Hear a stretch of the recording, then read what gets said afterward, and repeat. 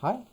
So our next topic is optimization, which is just an application of finding maximums and minimums, which we did in the last section. And we're going to start with just a very routine example here. Find three numbers, x, y, and z, whose sum is 32, and whose product is, well, product p. It's a product of x, y squared, and z. So we want that to be a maximum, right? So what do we want to do? We want to maximize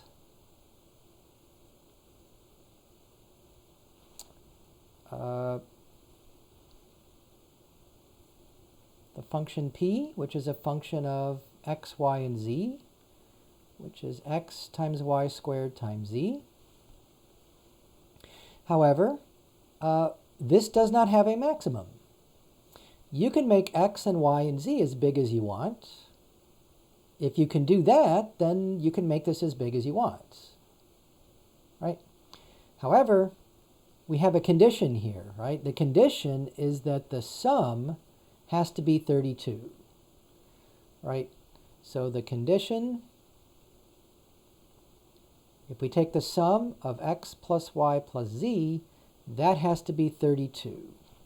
So what I just said, that you can make x and y and z as big as you want, actually, no. This will prohibit that, right? This will not allow us for any one of these numbers to be as big as we want, right? We can make x as big as we want, right? We can make x to, 350 million or 350 billion, right? But then y and z are going to have to be very small, in fact, negative, right? And if z is negative, then that'll make this negative, and that probably won't give us a maximum, right? So with this condition, and another word for condition is constraint, so we can think of this as constraining x, y, and z. So with this constraint, right, that's not going to allow p to be as big as we want. So at this point, there should be a maximum for p. Right. So how do we find that, right? So in the last section, we talked about finding a maximum of a function of two variables, say x and y, but I don't think we did one with three variables. If we did, I'm not remembering that, but it's possible we might have. And in fact, there isn't that much difference to finding a maximum of a function of three variables or four variables. I mean, it gets a little more complicated, but it's the same principle. It's the same idea, but remember, this alone does not have a maximum. We need to impose this condition here, the condition that x plus y plus z equals 32. So if we eliminate one of these variables, either x, y, or z, we can reduce this down to a function of just two variables, namely x and y, although there's nothing magical about x and y. You can do a function of x and z, or a function of y and z if you eliminate x. Right? So it's up to you. Whichever one you want to use, that's fine. Just to be consistent and to stick with what we did in the last section, I'll just use x and y. Right? So what is this product here in terms of just x and y?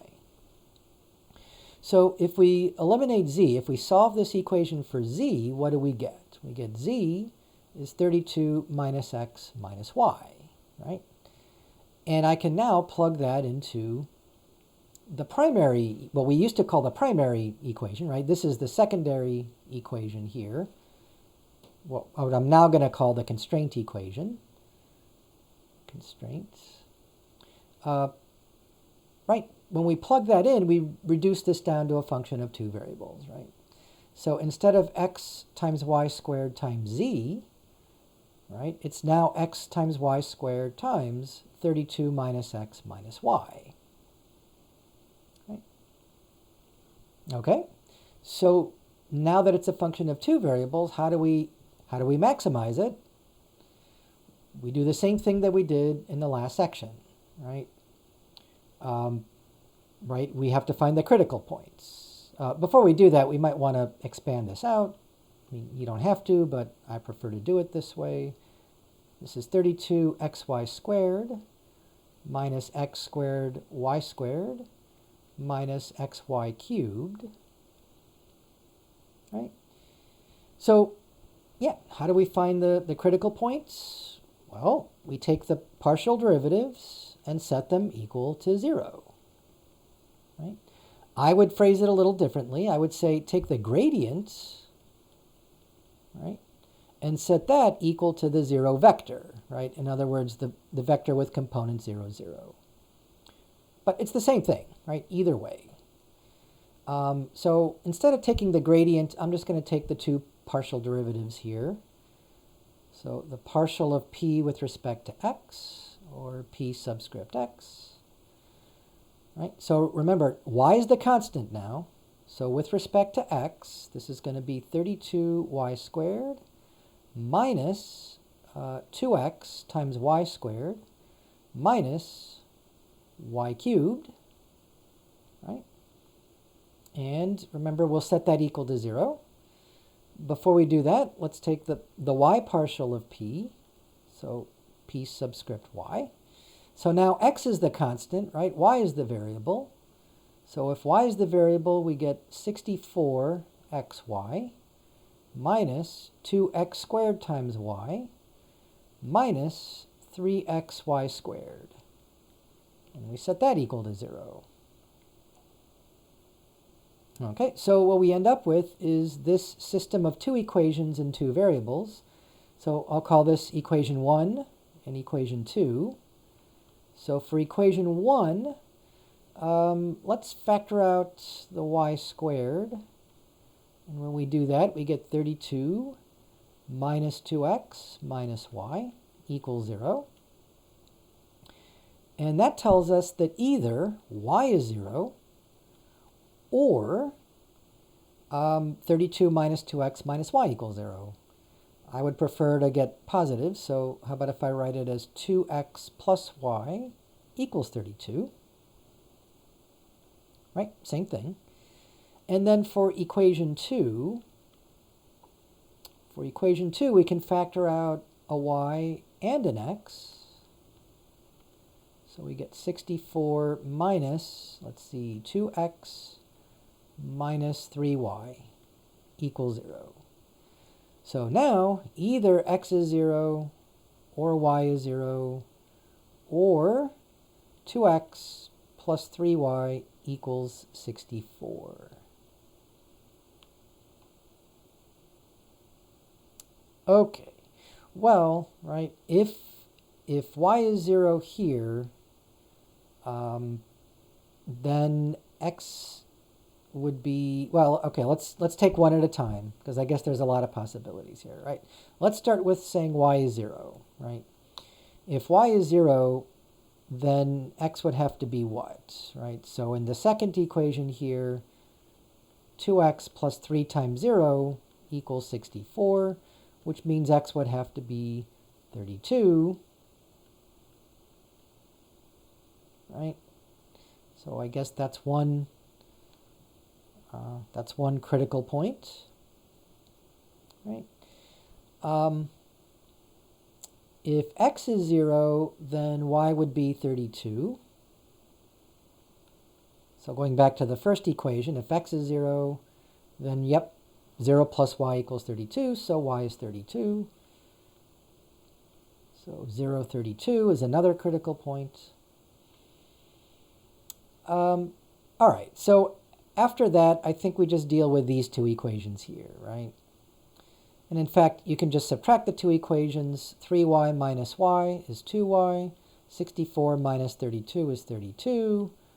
And that gives us y is 16, right? 2x minus 2x is 0, of course.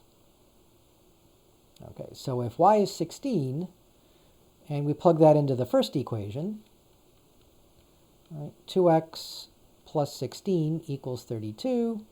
So 2x is 16, which means y is 8. So there's our critical point. Right? X is 8, y is 16. Got it? All right. No, let's just double check. If I plug that into the second equation, I get 16 plus 48. Yep, that's 64. Good. Okay, just making sure. Okay, so what do we do, right? Well, we can certainly plug them back into the original function, and you'll see that the 32, 0, 0, 32 doesn't really even make any sense because the product is just 0, right? So I'm guessing that 0 is not going to be a maximum. Right. So the product then for 8 and 16, I keep forgetting the equation. Yeah, well, let's do the original. Xy squared. Right. Xy squared times 32 minus 2x minus y. No, 32 minus x minus y. There's no 2x here. Okay. So 8 times 16 squared times 32 minus 8 minus 16 is a whopping 16,384, which is certainly bigger than 0. So I would have to think this is the maximum product. This is the maximum value of P. Okay. And so 0 is not, obviously. Right. On the other hand, you might say, well, how do we know it's not the max? How do we know it's not, say, a saddle point or a relative minimum? You're right, we don't. We didn't do the second derivative test, right? So if you want to take the second derivative of these, be my guest, right? But I think the point is, if these are the only 3 critical points, right, then this would essentially have to be the absolute maximum, because we're not constrained, other than this constraint here, we're not told that x and y, for example, can't be as big as they want, right? So if we make x and y big, then that would make z small. That's all incorporated into this function here, right? So once you have P as a function of x and y, right, x and y can now be anything. There's no, the domain is all points in the xy plane, right? So I think that's it. Okay. I didn't answer the question. They weren't asking for the maximum. They were asking for the 3 numbers, right? Find 3 numbers, x, y, and z. And I didn't really do that, did I? We found x and y, of course, right? X is 8, y is 16, but they also want z. Of course, we know what z is, right? That's the constraint equation, 32 minus x minus y. So 32 minus 8 minus 16 is 32 minus 24, which I think is just 8. Right? So, yep. So those are the 3 numbers, 8, 16, and 8. And if you prefer, you can write it as an ordered triple, as we often do, 8, 16, 8. Either way is fine. Okay, so that's the answer to the question. Find the 3 numbers, right, that maximizes the products, right? Of course, a different question might say find the maximum product, in which case then the answer is 16,384. That is the maximum product, right? And so if you go back to the original, right, xy squared z, you're just multiplying 8 times 16 squared times 8, which is, of course, 16,384. Right. Yep. All right. So again, that's the first question. And again, this is very routine. This was in the book, of course. I think it was number 8. But I'm not exactly sure. It depends on what edition you're looking at. All right, so let's maybe do a more complicated one. Okay, so example 2. What is the shortest distance from the origin to the surface given by xy plus 3x plus z squared equals 9? Okay.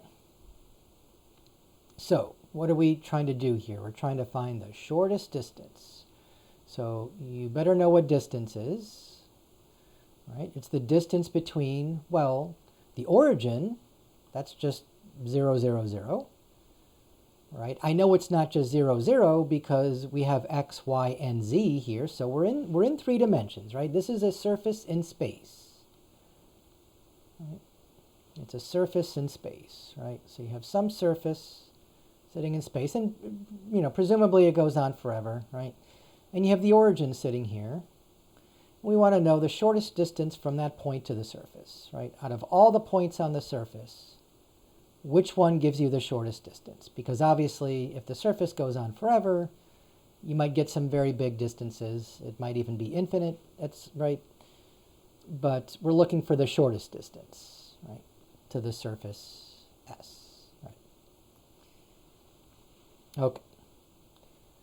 Right.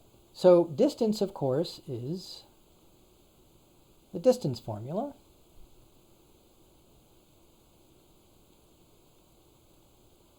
We all know the distance formula. Of course, this is right because you're in space. It has 3 terms here. So, as you probably remember from Calc 1, at least I hope you do, that pesky square root can be a bit of a nuisance. So it doesn't matter whether you try to find the shortest distance or the shortest square of the distance. So I'm going to call that S for square of the distance. Right? So when you square everything, you just get the square of the distance, and that just gets rid of the square root. Okay, so what's my x0, y0, z0? That's obviously just 0, 0, 0. So that makes it even simpler, right? The quantity we want to minimize is just x squared plus y squared plus z squared, right? Plugging in 0, 0, and 0 for, right, x0, y0, z0. So these are all zeros, right? Because that's the origin. Okay, well, this is the quantity we want to minimize. Oh, right, so I say we want to minimize it. How do I know we want to minimize it?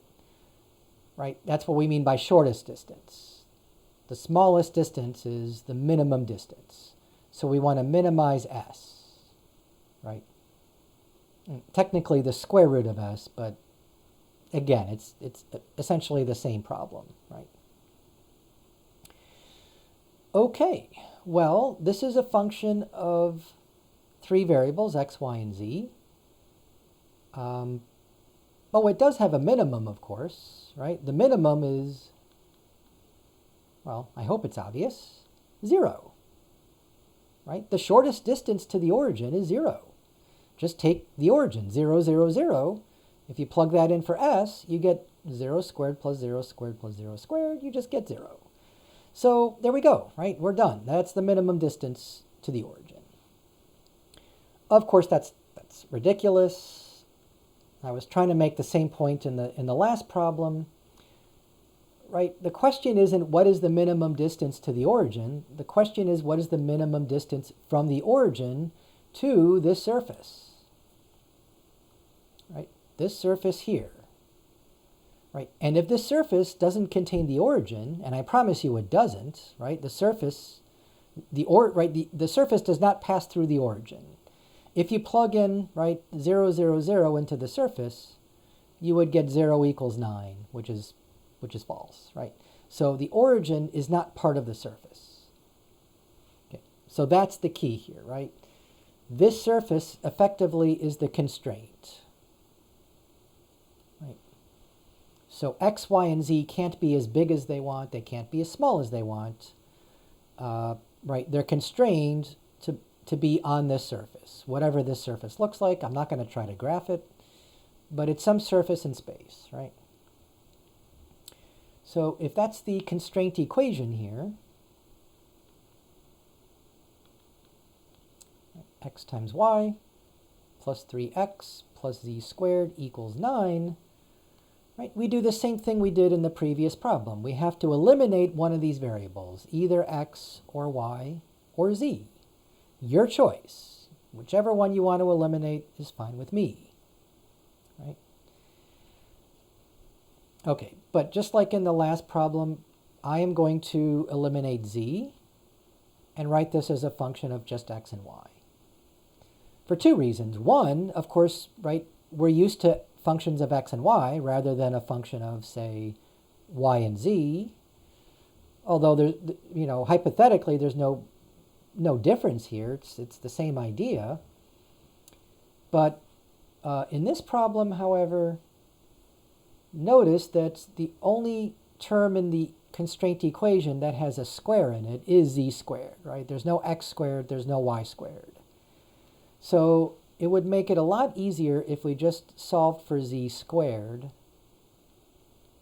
Oops. Right, so subtract the xy and the 3x from both sides. And this is the expression that we can plug into the square of the distance function, right? The function s. Right?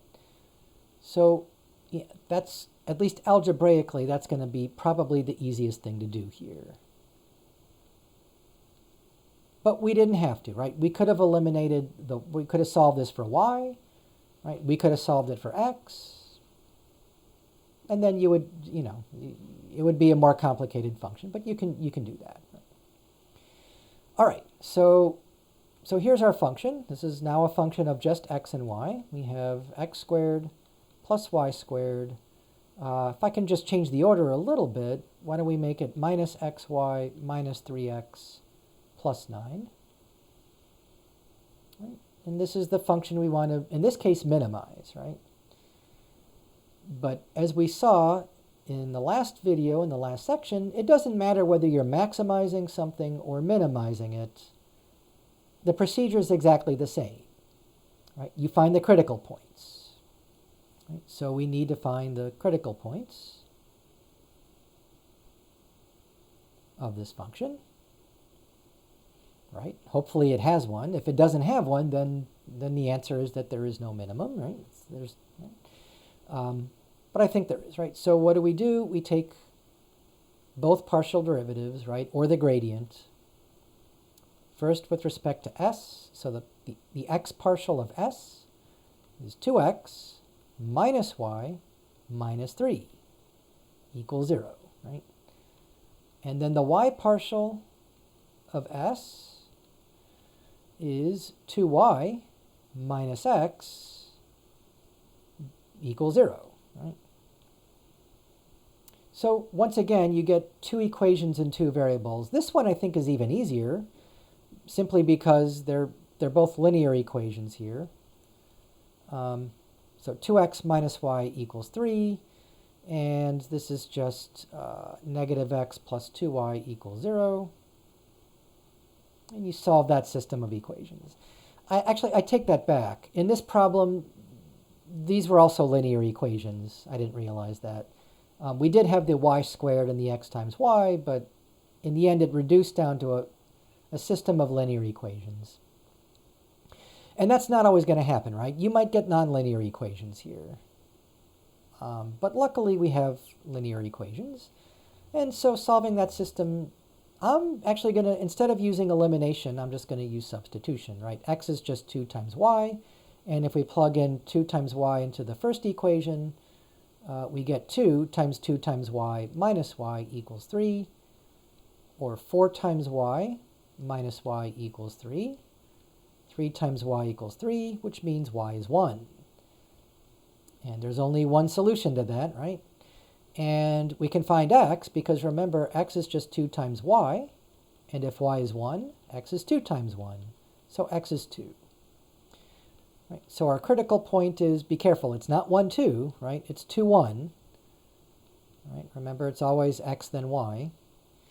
So that's our one and only critical point, 2, 1. So that better be a minimum. Again, we can check that by, taking the second derivative test. But now what's the question? The question is to find the shortest distance.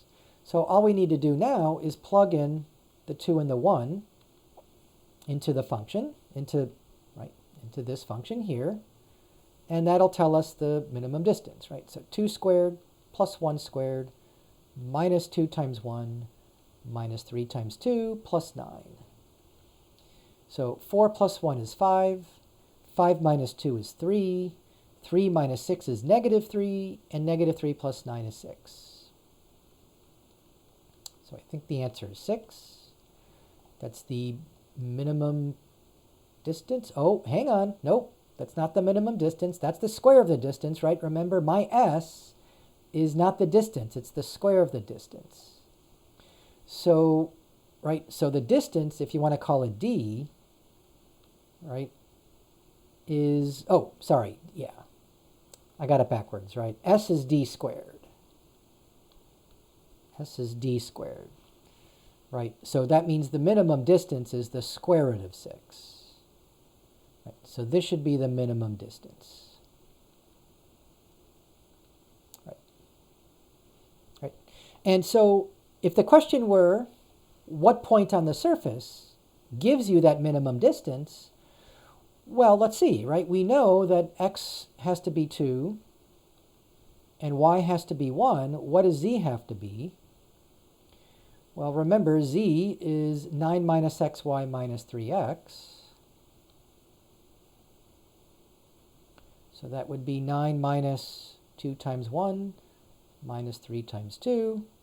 So that would be 9 minus 2 minus 6, which is 1. Right? 7 minus 6 is 1. Hang on, that's not z, is it? That's z squared. Okay, so that's not z, that's z squared. But if z squared is 1, then z is either plus or minus 1. So the points on the surface, right, which minimize the distance,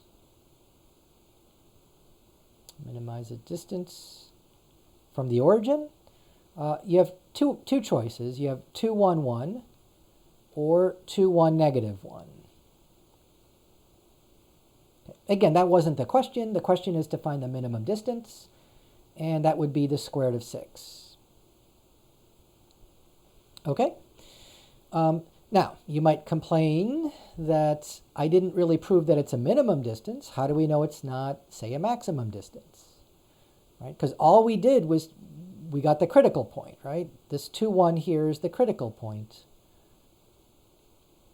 But that could mean you get a minimum or a maximum or a saddle point. How do we know it's not a saddle point? Right? So for that, you would have to use the second derivative test. And since I'm running out of space, maybe I'll do it somewhere else. I'll do it up here. Okay. The point is we don't really have to do this. Look, it's not a trick question, right? When the question says what is the shortest distance, and there's only one critical point, right, that's got to be the minimum distance. Okay, so unless this is a trick question and it's really a maximum distance, then it's just a bad question, right? Then it should say what is the longest distance or the largest distance from the origin. Okay, so this is not necessary, but I just want to go through with it anyway. It's a good review of what we did in the last video. Just take all the second partial derivatives, right? Sxx. So that's just going to be 2, right? And then the second partial with respect to y, Syy, that's also going to be 2. And then the mixed partial derivative, right? And it doesn't matter what order you use, Syx. It has to be the same as Sxy. So with respect to y, here we get negative 1, right? And here we also get negative 1. So the mixed partial derivative is just negative 1. Okay. So D, not D for distance, but remember D for the Hessian matrix, it's just SXX times SYY minus XY squared, SXY squared. So 2 times 2 minus negative 1 squared is 3, right? 4 minus 1 is 3. 3 is positive. So that means we have a minimum or a maximum. Which is it? Use the second derivative test, right? Here the second derivative is 2. 2 is positive. Remember, when the second derivative is positive, it means the graph is concave up. At the critical point, right, which would be at the bottom here, you know you have a minimum. Okay, so that proves that, right, it's not a trick question, that this really does find the minimum distance. And the minimum distance is the square root of 6, and it occurs at these 2 points here. Okay, so enough of that. That's also a pretty good question. So we did one maximum. The first problem was find the maximum. Second problem was find a minimum. Okay, so for the next problem, I don't know yet. We'll see. Okay, so number 3. Okay, so here's the third example. We want to find the dimensions of the largest box whose length plus twice the width plus 3 times the height is 18 centimeters. Okay, so yep, we're looking for a box. I think I can draw a fairly decent box here. Let me change this a little bit.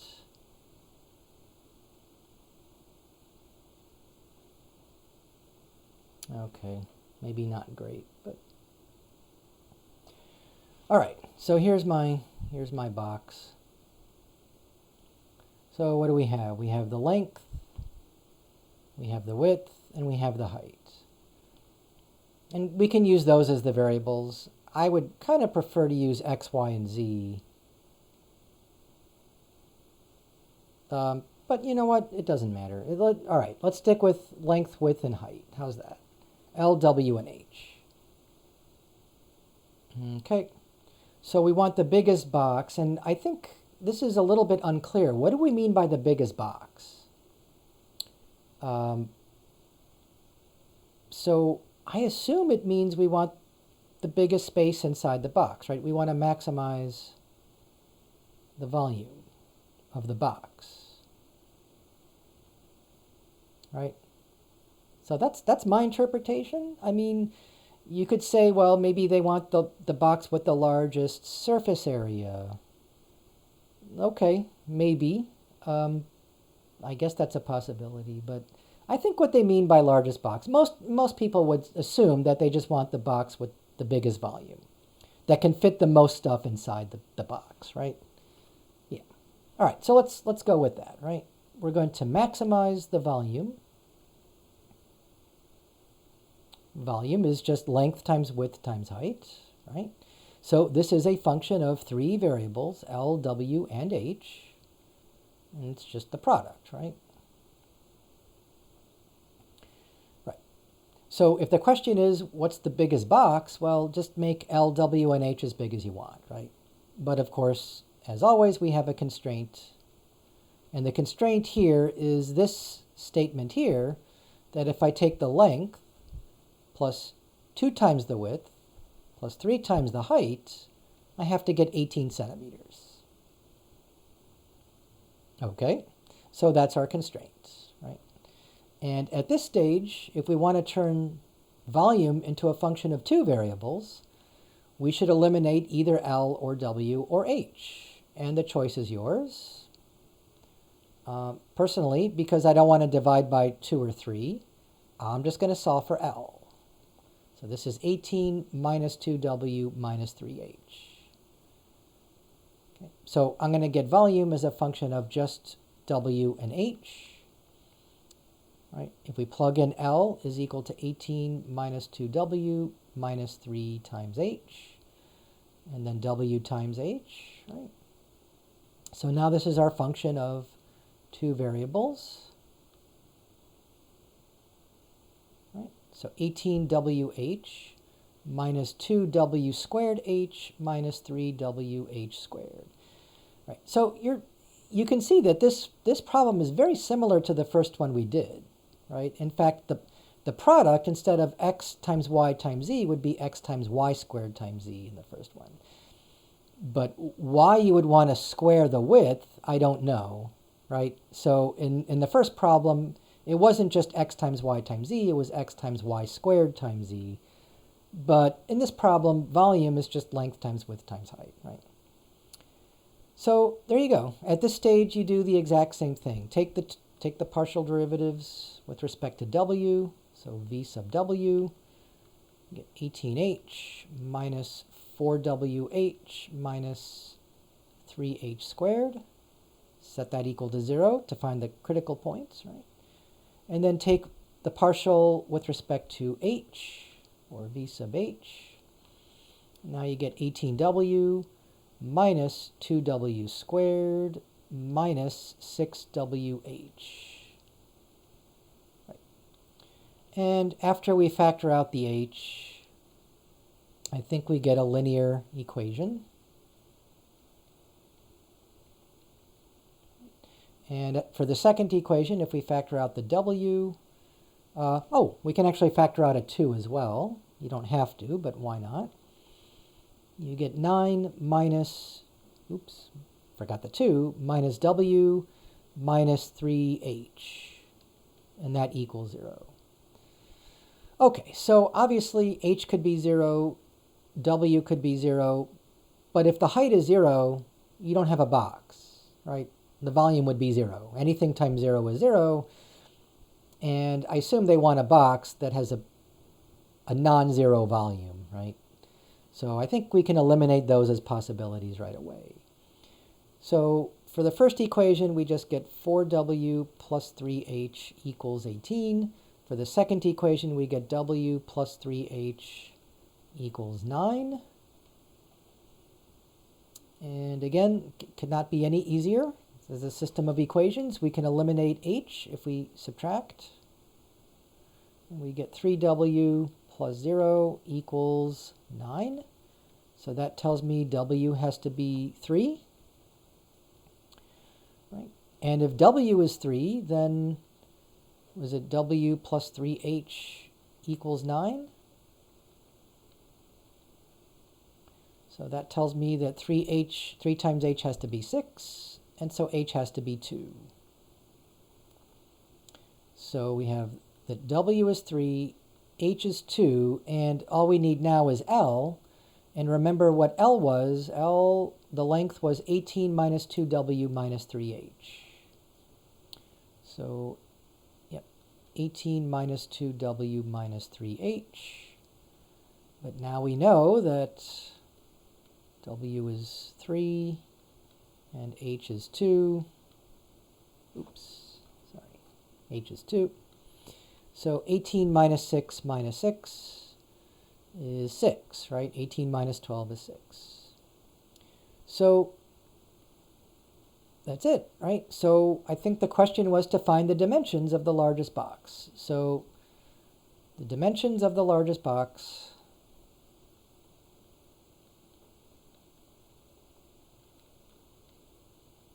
forgive the sloppiness here. Largest box. In terms of volume, anyway. So length is, sorry, not h is 6. L is 6, right? The length is 6 centimeters. The width is 3 centimeters. Oops. And the height is 2 centimeters.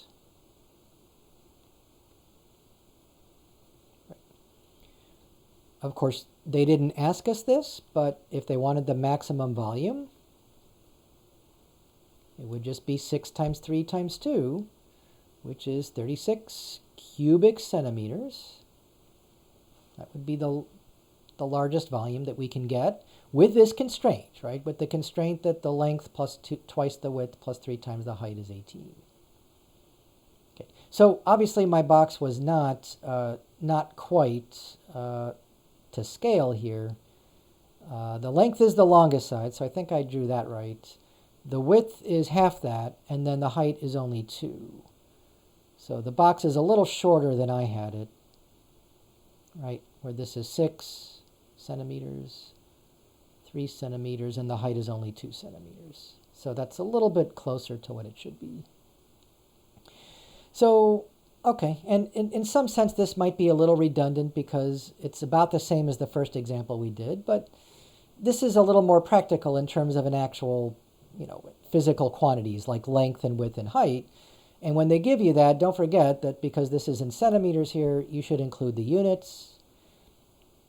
It's not a physics class or an engineering class, but it should include units, right? So make sure that units are part of your answer. You can abbreviate cm for centimeters, but please include the units. You could lose points just for not including units, just as a warning.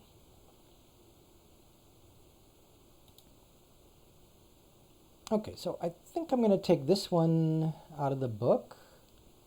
So this one's a little trickier, although it has to do with area, and we were looking at volume and distance. So it's still a geometric, problem here.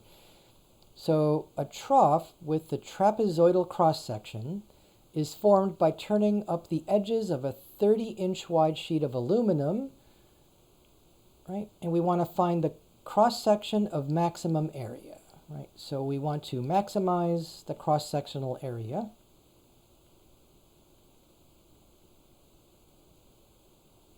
Right, of this, basically this blue region here, right?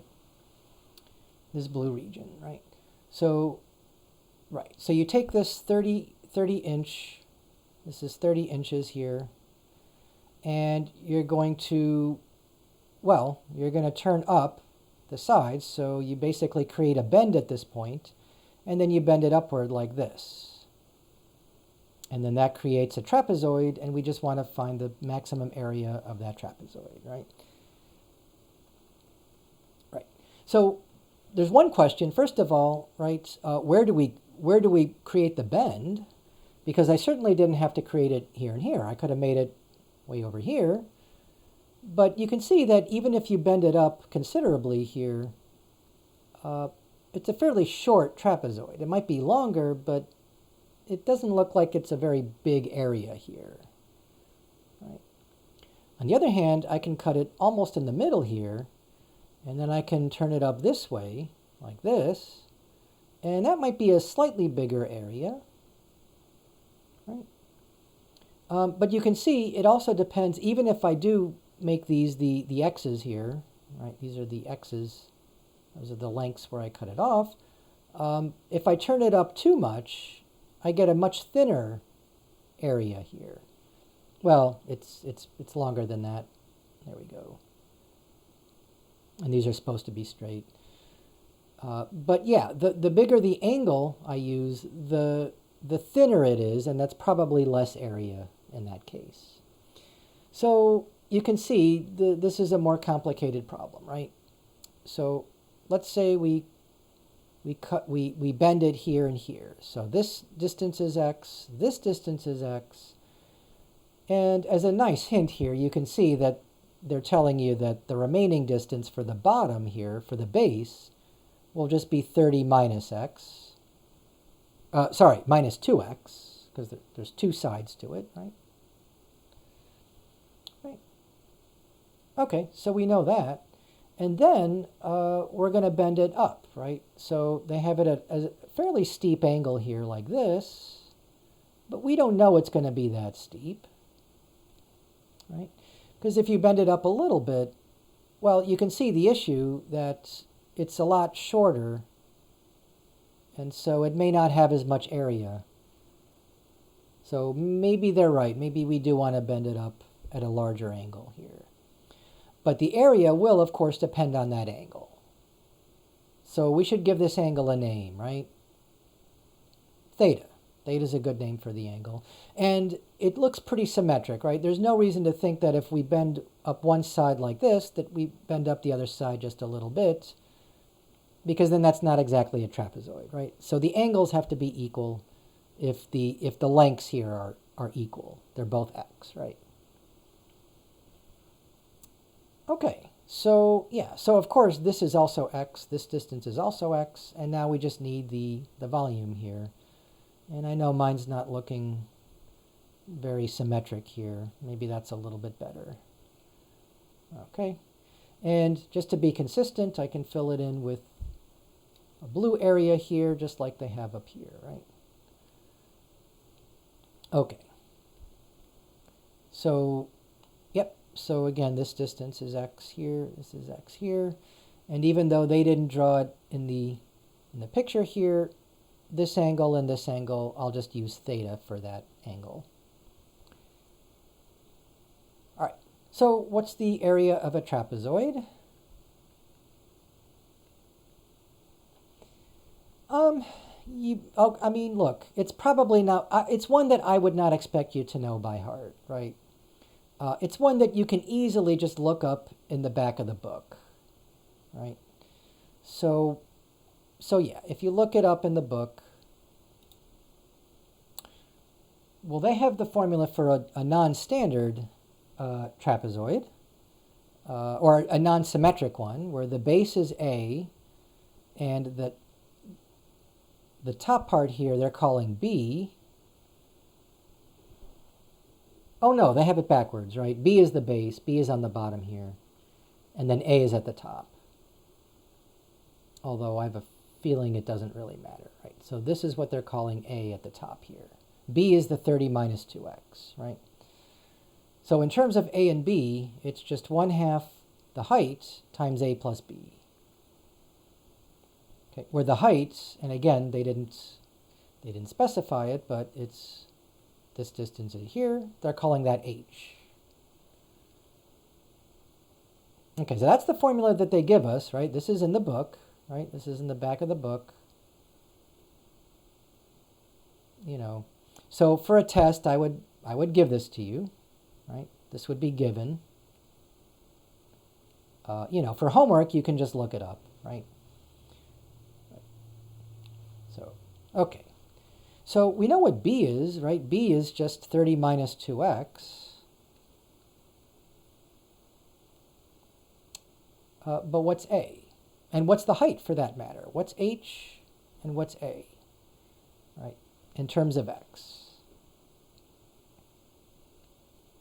So, right, so I'm hoping we can figure that out.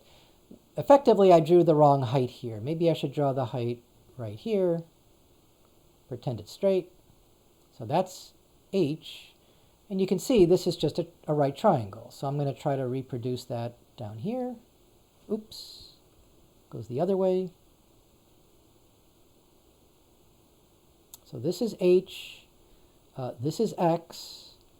And, well, this angle is not theta, right? I'll call it alpha. Alpha is just, it's complementary, right? So pi over 2 minus theta. Or theta is just pi over 2 minus alpha, either way. Okay, so keep that in mind. But you can see in the picture here that this being a rectangle here, this 30 minus 2x is the same, right? So what we need is this up here, which I'm running out of letters. We'll just call it C then. And it's the same on both sides, right? So that'll be C. How can we get C here? Well, trigonometry, right? If we're looking for this in terms of x, this is opposite over hypotenuse, right? So sine of alpha is C over x, right? Which means C is just x times the sine of alpha. But if we want that in terms of theta, it's x times the sine of pi over 2 minus theta. And hopefully you remember that the sine of pi over 2 minus theta is actually cosine of theta. And then there might have been an easier way to do that, but it's too late now, right? Yeah, so C is just x cosine theta. All right. So what's A? A is going to be 30 minus 2x. right, because that's what b is, plus 2 times c, because, right, there's one on the left and one on the right. So 30 minus 2x plus 2 times c. But remember, c is x cosine theta. Okay, so there's our a in terms of x and theta. We already know what b is in terms of x. It doesn't depend on theta. But we still need h.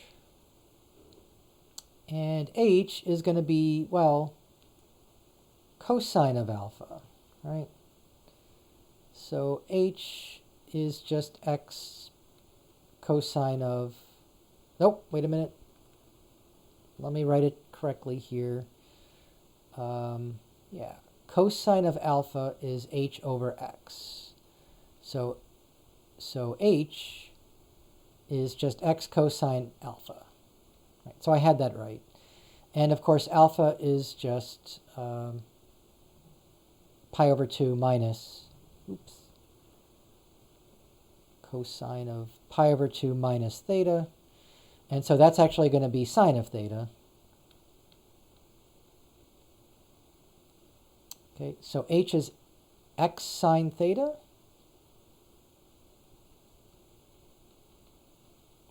Probably was an easier way to get that, but okay. So I think we have everything we need. Now we can find the area, which I'll just call A, as a function of x and theta. So it's just 1/2 times h times a plus b, but in terms of x and theta, so 1/2 h is x cosine theta. Oh, sorry, x sine theta. And then a plus b, so b, well, a is, oh boy, I don't think I'm going to have enough space here. So 30 minus 2x plus 2x cosine theta. I'll write it bigger in a second, right? And then plus b, which is 30 minus 2x. So let me just write that down here, where I might have a little bit more space. So 1/2 times x sine theta times 30, I said I was going to make it bigger, right? So 30 minus 2x plus 2x cosine theta plus another 30 minus 2x, right? So again, this was b and this is a up here. All right, so obviously we can simplify that considerably. 30 plus 30 is 60. Negative 2x plus negative 2x is negative 4x plus 2x cosine theta. And I don't think we can do much about that. But notice that we can factor out a 2, and that'll cancel with the 1/2. So you get x times sine theta, right? Half of 60 is 30. Half of 4x is 2x, and then plus x cosine theta.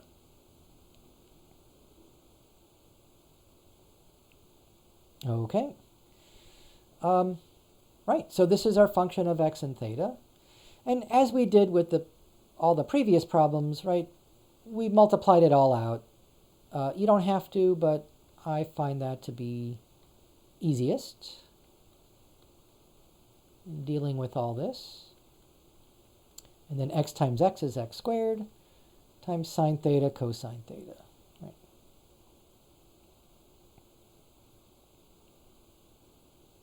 Okay.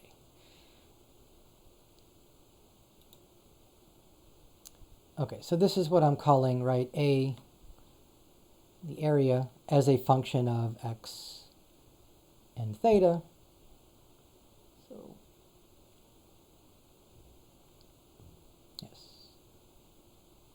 So 2 variables here. Instead of x and y, it's x and theta. Don't let that bother you, right? We could have called this angle y here. That would have been perfectly fine. All right, so if that's our function of 2 variables, what do? We find the critical points, right? We're finding x and theta now, right? So how do you find the critical points? take the two partial derivatives. Let's start with the x partial. That's just 30 times sine theta minus, oops, sorry, not 6, but 4x sine theta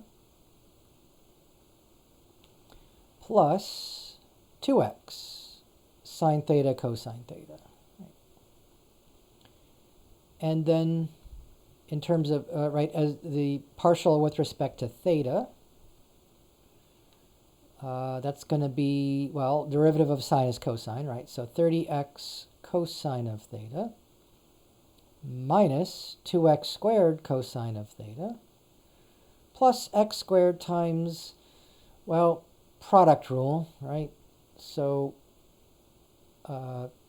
derivative of sine is cosine, so cosine times cosine is cosine squared.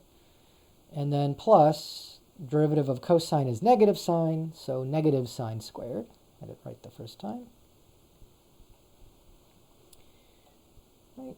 And so these are our two partial derivatives. So remember, our next step is to set them equal to 0 and solve for, well, either x or theta. Right? In fact, if you know one, you know the other. So, right? Oh, I take that back, right? I don't think we have a relationship between x and theta yet. No, that's right. That's not given. Okay, so we have to find x and theta, right? So we have these two equations, right, in two variables here, x and theta. And it looks like a bit of a chore to solve those. So maybe it's obvious, maybe it isn't. From the first equation, I think everything has a sine of theta in it. So why don't we just factor out the sine of theta? So again, I'll call this equation 1 and equation 2.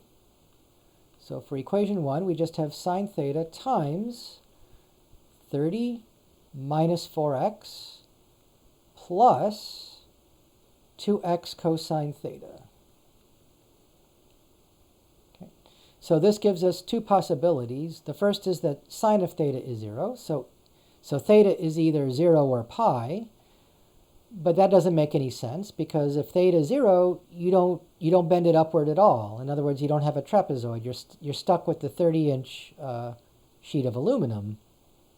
So I think theta equals 0 is out. Right?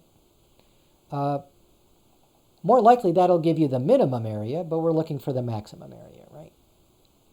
So the other equation is, and I don't know how I should write this, right? We can factor out the x here, and we're going to get 4 minus 2 cosine theta equals 30. Yeah, I'm not sure that helps, but that's one equation, right? Let's go to the other one now. The second equation, here I think we can factor out an x, just 1. And you know, if it's all the same to you, these are cosines here. We don't need a sine at all. Cosine squared minus sine squared is the same thing as 2 cosine squared minus 1. So I'd rather write it that way and put everything in terms of cosine. So we'll factor out the x later. I think I don't want to get too confused here. It might be a little late for that, but all right. So this is going to be plus 2x squared cosine squared theta minus x squared, right? Minus times 1, right? So that's equal to 0. So yeah, we can factor out an x. Unfortunately, because of the 1, we can't factor out cosine. So that's unfortunate. So this is 30 cosine theta minus 2x cosine theta plus 2x cosine squared theta minus x.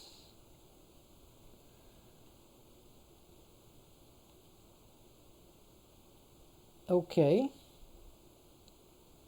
That does not look good, right? Well, you also, right, so you get two possibilities here. Either x is 0, but if x is 0, then you're still stuck with a 30-inch wide sheet of aluminum. There's nothing to bend.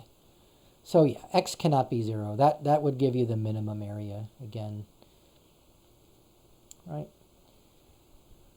Well, yeah, this is not looking pretty here. So what are we left with? 30 cosine theta. And we could factor out an x here. I'll write it as plus x times 2 cosine squared theta minus 2 cosine theta minus 1 equals 0. And I'm wondering if we can factor this, right? What two numbers multiply to -2 and add to -2? I don't think there are any. Did I do this right? So 2x. Yeah, I have the minuses in the right place, I think. Okay, so I think it's right, but I don't think we can factor this, unfortunately. Unless you see something I don't. Okay. Anyways, a highly nonlinear equation in theta, maybe not in x, right? But in theta it is. So I'd say there's two possibilities here. You can either solve this equation for x and then plug that in here, or you can try solving for theta and plug that in here. Right. So in other words, here, right, so this is equation 2 again. This up here is equation 1. And I am going to solve for cosine of theta here. Okay, so maybe I'll make this green. So if I divide by x, we have 4 minus 2 cosine theta equals 30. Yep, just divide both sides by x.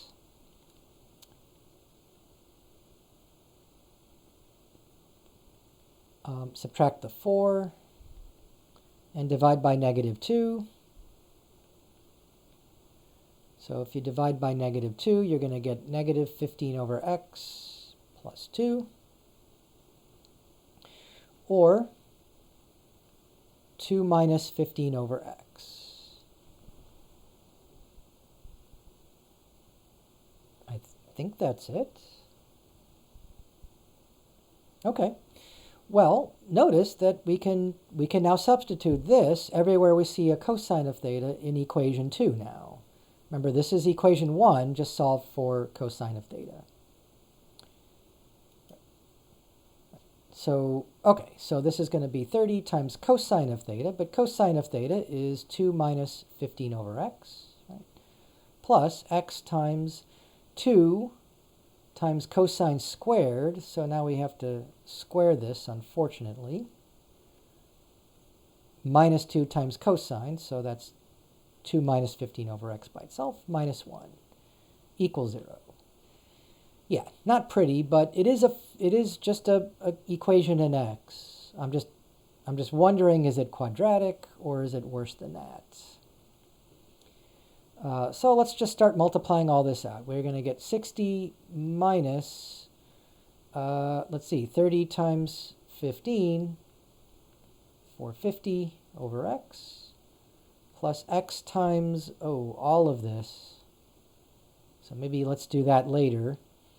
So what are we going to get here? We're going to get 2 times 4, which is 8, and then minus 30 minus 30, so minus 60 over x times 2 is going to be minus 120 over x, plus 15 squared is 225 over x squared, but 225 times 2 is 450 over x squared. Gosh, I hope that's right. Negative 30 times 2, negative 60 times 2. Okay, I think that's it, right? And then we're going to get, let's see, a negative 4 plus 30 over x minus 1 equals 0.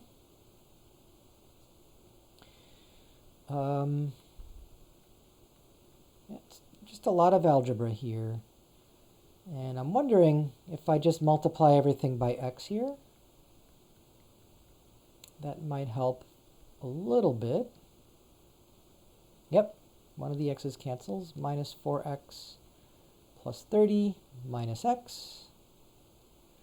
And now we're making some progress here, because how fortuitous that the 450 over x minus 450 over x adds up to 0. So we have 8x minus 4x minus x. So that's 3x. And then the numbers, right? We have 60 minus 120 is negative 60.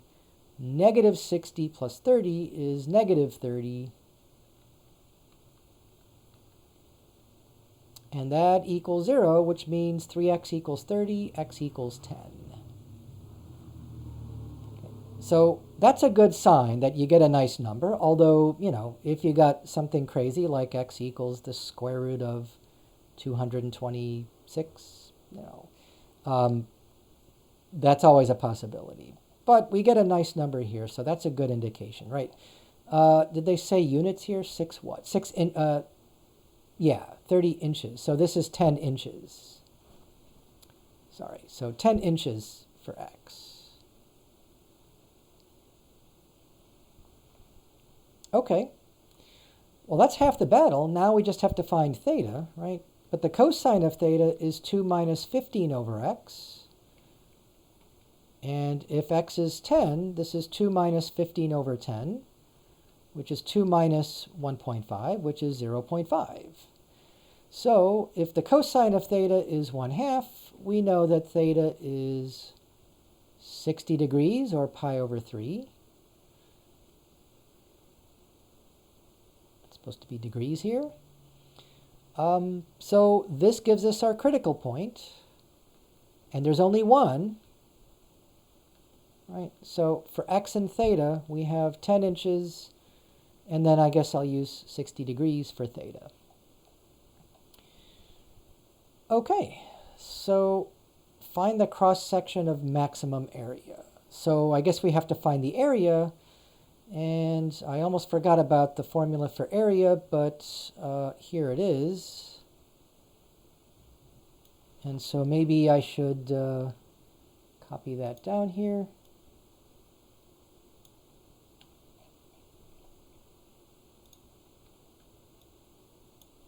Right, so yeah, so this is a as a function of x and theta. So what is the maximum area? Well,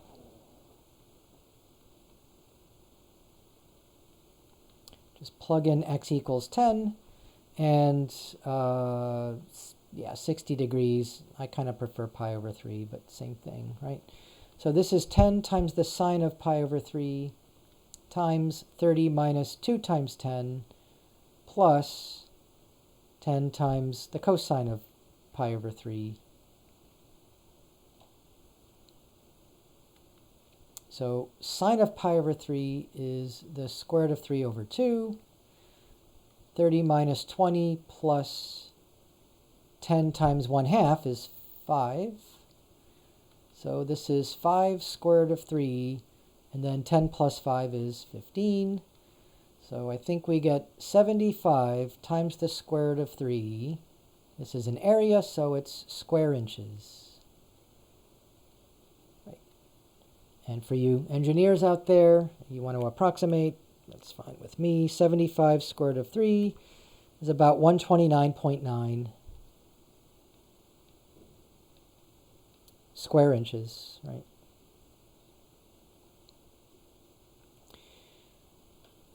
Right, and there you go. That should be the cross-section of maximum area, right? And it occurs when x is 10.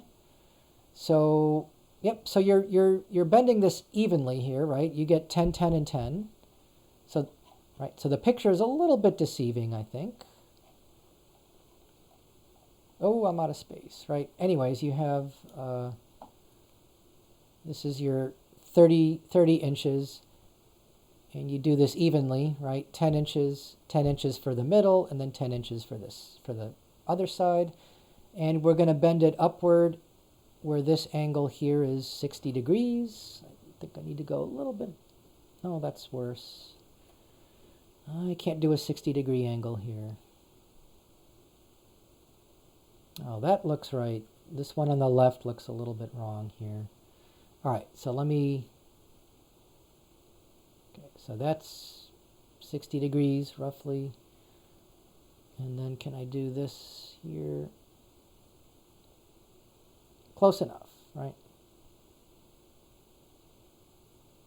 So, yep, the base is 10 inches, and this you're bending it by 60 degrees upward. And so that maximizes the area, and the maximum area, cross-sectional area, is 75 square root of 3 square inches. Not an easy problem, right? And mostly all this algebra here, solving these systems of equations and getting an algebraic equation and all that. Right? Like I said, you could have solved this in terms of cosine of theta. I, for whatever reason, wanted it in terms of x. And you end up with about as nice of an equation in x as you can get, right? 3x minus 30 equals 0, so you get a nice number. But again, that doesn't always happen. So there you go. That was a pretty tricky problem, but it's in the book, so it's a reasonable problem, but just one that could take you, well, probably hours and hours if you're not careful.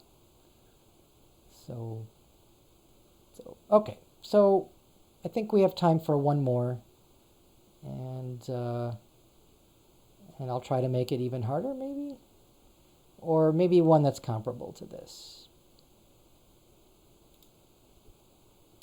So I picked number 18. I realize in the book that they also like to do the least squares regression line. And for those of you who have taken statistics, you know what that is. It's a very useful device for taking a set of data, right? So you have a bunch of points, right? X and Y. Very sloppy here, right? So just a bunch of data points. And for finding some correlation between X and Y here. And what you want is a line that best fits this data, right? This is called the least squares regression line. Least squares regression.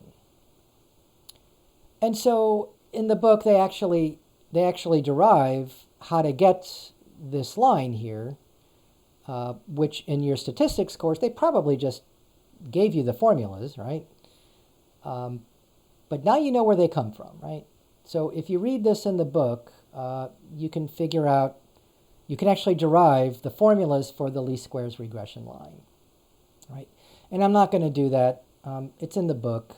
Again, for those of you that enjoy that kind of thing, and you want to get more into statistics, in particular, where did that formula come from when they gave us that formula for the least squares regression line, right? How do you find your M and B here? Right, so how do you find M and B to get the least squares regression line? Right, again, it's a formula, and in terms of the raw data, the individual xi's and yi's here, xi and yi, yeah, it's just this big summation symbol and all that stuff. So fascinating stuff, and I'd love to go through with it, but that could easily take another hour to derive that. And I figure we'll do a more, maybe somewhat more down-to-earth example here. Yeah. So this has to do with the diversity of a species in a particular habitat or ecosystem, or whatever you want to call it. One way to measure species diversity is to use the Shannon Diversity Index, which they call H, right? And H is just negative x log x minus y log y minus z log z. That's the formula. And so x, x, y, and z are the percent of the species in the habitat, right? Right, so x is the percent of the species A, y is the percent for species B, and z is the percent for species C. And yep, when you add them all up, if there's only the 3 species in the habitat, this has to be 100. Well, okay, they use a 1. Okay, then they lied. So, okay, if they insist it's 1, then this is not the percentage, it's the fraction. Right? Because if it's percent, they have to add up to 100%. Okay, so instead of percentage, yeah, the word percent here is a little bit deceptive, right? What they mean is like the fraction or the decimal, right? So if it's 5%, right, x is not 5, right? X would have to be 0.05. Okay. Yeah, so, yeah, look, the book is a little bit imprecise, to be generous. Or just inaccurate in this case. So, yeah, sometimes you just have to be very careful when you read the question. In this case, yeah, they're being a little deceptive. All right, so x plus y plus z equals 1, right? And this obviously gives us a constraint, right? This gives us a constraint. And what are we trying to do? We're trying to maximize the diversity, right? We're trying to maximize H. Yes. Maximize H, which is this quantity here. Again, it's a function of x, y, and z. In fact, they give us the answer, right? They say the maximum value occurs when x, y, and z are all equal to 1/3. Again, 1/3 is not a percentage, it's a fraction. So, 33.33%, according to them. Right. But yeah, we'll just use the fraction 1/3. Right? So how do we find that, right? How do we show that? Well, let me just copy down h as a function of x, y, and z. It's negative x natural log of x minus y log y minus z log z. Right. However, we have the constraint x plus y plus z equals 1. And again, I'll just, because I'm in the habit, I'll solve for z. Z is just 1 minus x minus y. We can plug that in here. So that'll give us h as a function of only x and y. Okay, so negative x log x minus y log y minus, 1 minus x minus y times the natural log of 1 minus x minus y. Got it? So find the critical points, right? So take the 2 partial derivatives or take the gradient, either way. I'll take the partial derivatives and set them equal to 0. So derivative of negative x log x, so negative x times 1 over x minus log x times 1, right? And then with respect to y is a constant, right? And then minus, oh boy, all this stuff here. So I don't know what to do about this. I guess we'll use the product rule again. So first times the derivative of the second, so first, and then the derivative of log of 1 minus x minus y is 1 over 1 minus x minus y. But then times the derivative of 1 minus x minus y is negative 1. So minus a negative 1 is a plus 1, right? So this will just be plus 1. Right? And then minus the log of 1 minus x minus y times the derivative of 1 minus x minus y, which is just negative 1. So that also becomes a plus, right? Okay, so this is just negative 1 minus log x plus 1 plus log of 1 minus x minus y. Or better yet, because negative 1 plus 1 is 0, we just get the natural log of 1 minus x minus y minus the log of x, right, equals 0. Or, if you prefer, you can write this as the log of 1 minus x minus y over x equals 0. And e to the 0 is 1, so 1 minus x minus y over x equals 1, which tells us that x is 1 minus x minus y, or 2x plus y equals 1. Okay. So I hope that's correct. All right, so now we just do this with the y partial. And I'm guessing we get something very similar here. I'm going to run out of space here, so I'll switch to green, or I'll switch to blue. So what's the y partial of h? So h is way up here. So yeah, I think we're just going to get negative y times 1 over y. So that's negative 1 minus log y. And then, I mean, look, this is pretty much symmetric, right? So plus 1 plus the log of 1 minus x minus y.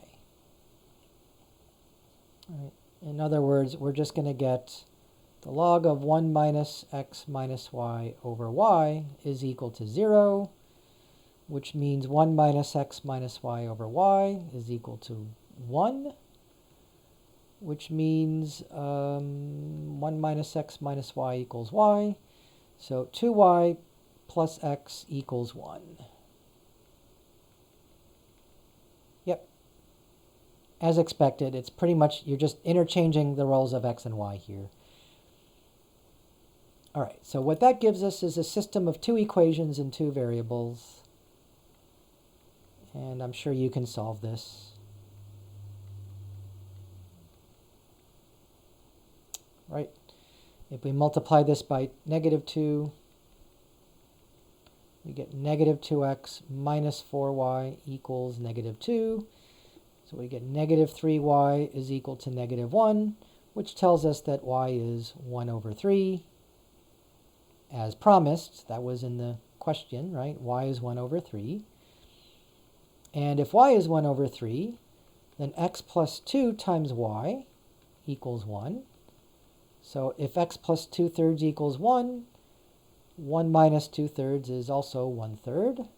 So x has to be 1 over 3. And then z, remember, was 1 minus x minus y. But that's 1 minus 1/3 minus 1/3, which of course is 1/3. So, yep, I think we showed that x, y, and z have to be equal, and they're all equal to 1 over 3. That's it.